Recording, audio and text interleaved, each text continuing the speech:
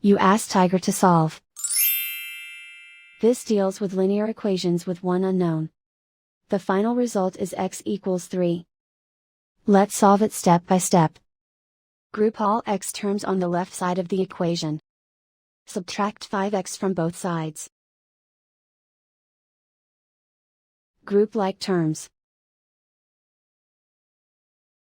Simplify the arithmetic. Group like terms. Simplify the arithmetic. Group all constants on the right side of the equation. Subtract 2 from both sides. Simplify the arithmetic.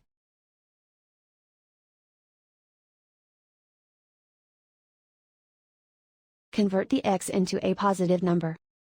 Multiply both sides by -1.